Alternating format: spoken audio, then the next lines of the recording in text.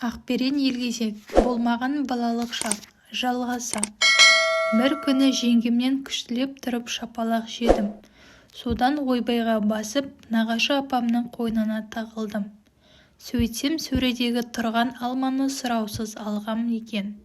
Ол алма ағамның балаларына арналған екен. Алма дейтін аулада шашылып жатады. Соны өз қолымен теріп алмай, неге дайынға жүгіреді деген әлгі шапалақ жеңгемнің уәжі екен. Апамның айқайға басқанын көрсеңіз сол күні маған емес әрине. Апам мені керемет жақсы көретін, менің әкем жайлы қызықты әңгімелерді де сол кісі айтатын. Тұңғыш күйеу баласын өз ұлындай көрген екен. Есімде қалғаны нан зауытында жұмыс істеп, оң қолындағы саусақтарынан тегіс айырылған апам күн ұзаққа картоп ашып отыратын. Ырғағы әдемі бір әнді ыңылдап отырушы еді. Мен шапалақ жеген күні үйдің іші салқыны тартты. Ертесінде шешем келді. Апам оған: балаңды өзің алып тәрбиеле, менің енді шамам жоқ. Оның үстінде мына жақта жүріп, жеңгелеріне жексұрын болғанша жейтін таяқты өзіңнен жесін деп, мені шешеме қосақтап шығарып салды. Сол күн менің балалық шағымның тәтті дәурені таусылған күні еді. Біз силикат кірпіштен салынған, ақ қаңылтырмен төбесін жапқан ауласы ат шаптырмай үйдің алдына кеп тоқтадық. Анам осы үйде тұратынын айтпай-ақ түсіндім. Әлгінің үйі шынымен үлкен екен, өзі бақуатты тұратын кісі екені анадайдай көрініп тұр. Аулаға имене кірген мен ең алдымен сиыр сауып келе жатқан бір апаны көрдім. Апа жүгірген жердің бәрі мейірімге толы болады деп ойлайтынмын. Оның бекер болып шықты. Қора жақтан шапшаң жүріп жеткен әлгі апамыз сүйкімсіз бір қап-қара кемпір екен. Мені көре салған кемпірдің көзі бағжаң ете қалды. Сол жағына қарай шырт түкірді де, әлгі мыстан кемпіріміз сүтін қоюға кілетке кіріп кетті. Мен бүрісе түсіп шешемнің бауырына тығылдым. Біздің жарылқаушы әкеміз малда жүрген болып шықты. Онымен таныстығым жоқ әзірге. Сыртынан бір көргенім болмаса, кешке жақын әлгі машинасын гүрілдетіп үйге жетті. Бойы биік, мойыны жуан, білектерінде бұлшық еттері ойнақшып, тамырлары білеуленіп тұрады екен өзінің. Құс тұмсық, өне бойынан қара күштің қорқынышты ызғары естіледі. Қабағы үнемі түңсиікке жүреді екен. Екі сөзінің бірі әкенің аузын бәлен қылайын, шашы бурыл тартқан. Ат жақты дөң қабақ, көзі үлкен көкшіл. Бірдеңе ұнамай қалса тісін шықырлатып қояды екен. Қысқасы мендей нәзік балаға мұндай қуатты қара дойыр адам ұнаған жоқ. Қатыгез екенін байғұс жүрегім бірден сезді. Барар жер, басатын тауы жоқ. Осы бір табиғаттың үлкен қателігімен бірге өмір сүретін болдық. Мені шешем оған таныстырып жатыр. Осында тұрады. Апасы осында жіберді. Қасымда болсыншы деп жатыр. Анау маған ызбарлана қарап, ой әкеңнің аузын деп мені бір сыбап өтті. Көшедегі балалар осы бір сұмпайы боқтық сөйлемді маған қаратып айта қалса, жағаласа кетуші едім. Қазір оның іске асуы өте қиын екенін түсініп тұрмын. Әзірге әліптің артын бағайын деп өзім сабырға иландырдым. Кейін оның осы сөзіне етім үйреніп кетті. Әуелі ішімнен өз әкенің тағы аузын ұрайын деп күлімсіреп тұратынды шығардым. Кенет әлгі әкетайым шалбарыңды шеш демесі бар ма? Онысы несі деп шешеме жалтақ қараймын. Шешем оны естімегенсіп, кілетке сүйеулі тұрған сыпыртқыны ала салып, жан шыра ауланы сыпыра бастады. Мен кірерге жер таппай тұрдым. Шалбарды шешкені несі? Әй мақау, кереңсің бе не? Шалбарыңды шеш дедім ғой деген күңкіреген дауыстан селк ете қалдым. Неге папа? Қайдағы папа? Мен саған папа емеспін, мені аға деп атайтын боласың, ұқтың ба? Жарайды, қалауыңыз білсін. Шалбарды шеш кәні. Шешпеймін, ұялам. Ва-ха-ха-ха, ұялатындай қыз емес шығарсың. Ұлмын мен, дәлелдеші кәне ұл болсаң. Мәңіз еңдеше, ой, тоймаш. Мына балаң кәпір ғой. Бұл үйге мен сияқты кәпірлерге кіруге болмайды екен. Ертесінде мәшинесіне мінгізіп алып, өгей әкем Ғабит деген бір хирургқа апарып, шырылдатып сүндетке отырғызды. Қара жер хабар жеткізбесін. Қалиасқармен таныстығым осылай басталғанда. Оны былайғы жұрт қалаң деп атайды екен. 2 аптадай нағашы ағамның менімен жасты қызының көйлегін кигіп алып, етегін желпілдетіп ауланы сыпырып, су тасып жүріп мені мұсылман қылған. Қалиасқарды зерттеумен болдым. Кез келген адам қандай жағдайға тап болмасын, бірінші кезекте қауіпсіздігін ойлайды екен. Мен де сол ойдың жетегінде жүрдім. Қауіпсіздігімді қамтамасыз ету үшін келесідей нәрселерді істемеуге өзіме-өзім уәде бердім. Бірінші, көп сөйлемеу. Екінші, салғыласпау. Үшінші, айтқанын бұлжытпай істеу. Осы 3 ұстаным мені әлгінің қара бұжыр жұдырығынан аман қалдыратын секілді боп көрінді.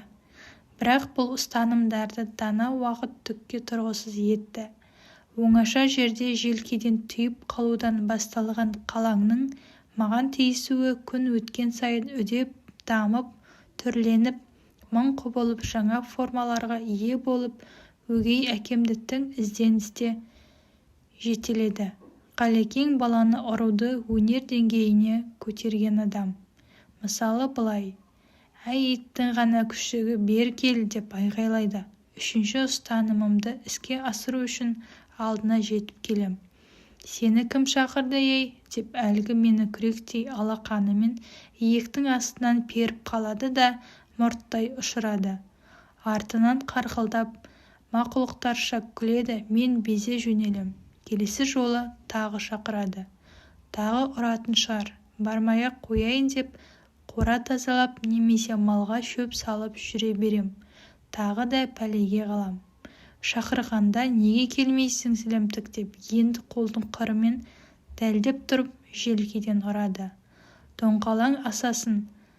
Жылауы тағы болмайды. Шешеңе айтсаң өлтірем дейді. Жыласам көзім үсіп кететінін екеуміз де білеміз. Сондықтан мен жыламауға үйрендім.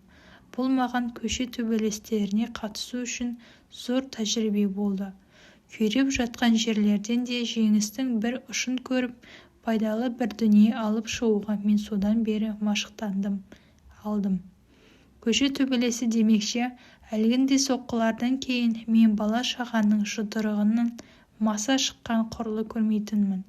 Ал өзің қалаңның маған қолданатын әдіс тәсілдерін қарсы келген жүгермектерге мейлінше пайдаланатын едім. Жарты жылдан кейін біз тұрған көшедегі балалар мені екінші атаман етіп сайлып алды. Мен тек қана тілеуішеден ғана именем. Ол шындығында шымыр және өте әлді бала болатын. Кейін екеуміз адам айыра алмайтын дос болып кеттік. Екеуміздің басымыздан кешіргеніміз жайлы төмен жақта әңгімелейтін боламыз. Арада 1 жыл өтті. Мен 7-ге толдым.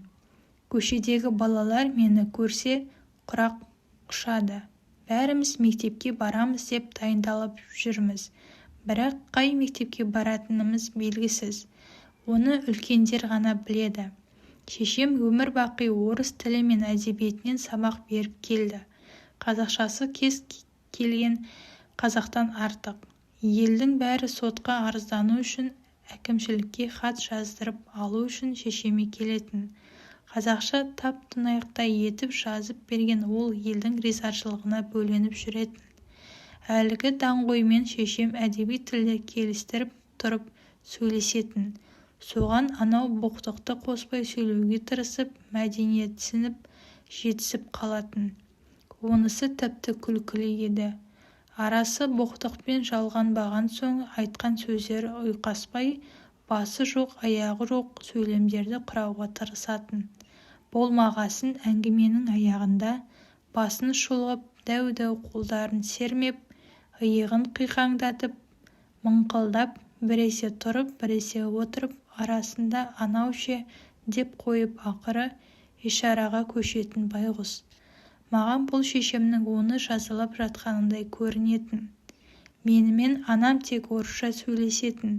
Сөйтсем, мені орыс мектебіне берем деп дайындап жүрген екен. Мен болсам, тіліммен жағыма сүйеніп, екі тілде де сайрай беремін. Алматыда тілім балабақшада орысша шыққан екен. Ал үйде бәрі қазақша сөйлейді. Сондықтан мен мектепке бармай тұрып, екі тілді бала болып өстім. 1 класс. Үржардың дәл ортасында Киров атындағы ескі мектеп бар. Бүгін ол Ілияс Жансүгіров шайырдың атында. Сол мектептің табалдырығынан Олег деген орыстың бір баласымен қол ұстасып аттаған едім. Алешка екеуміз бір партада 3 жыл отырдық. Кейін ол сыныптас досым үй ішінен Германияға көшіп кетті. Сықырлық парталарымыз жылда боялған соң ағашынан гөрі бояуының арқасында қалыңдай беретін. Бұрынырақ төселген ағаш едендері де сықырлақ. Тақтайларының арасы ашылып қалған. Талай қала сабымыз сонда түсіп ғайып болатын. Мектептегі өмір маған үйдегі тіршіліктен қымбат еді.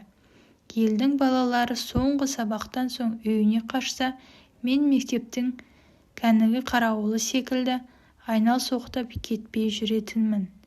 Үйге барсаң, қара кемпір берген суып қалған макарон жейсің, одан кейін қара озбырдан таяқ жейсің. Еш өзгермейтін күнделікті тіршілік. Қарын ашқан соң еріксіз портфеліңді сүйретіп үйге қарай аяңдайсың. Үйде сабақ оқу деген бір қасірет. Кітап ұстаған қолдарыңды иығыңмен қоса жұлып алардай әлгі дәу жетіп келеді. Немене оқымысты болып менің інілеріммен керемет болып кетем деймісің? Қу жетім айда кет, бұзауға бар деп түйгіштеп жіберетін.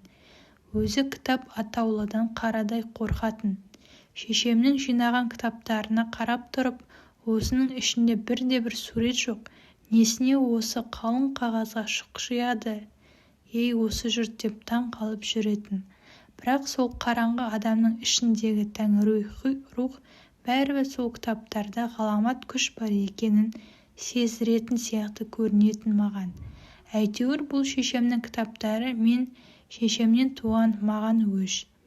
Менің кітапқа өстігімді ол біледі. Сондықтан зал үйдегі мұқабалары әдемі кітаптарға жолатпауға тырысатын. Мен болсам, ол ақыл-ой теңізіне шомылуға әлі даяр емес екенімді білемін. Бұл жағдай қалаңның қаперіне де кіріп шықпайды.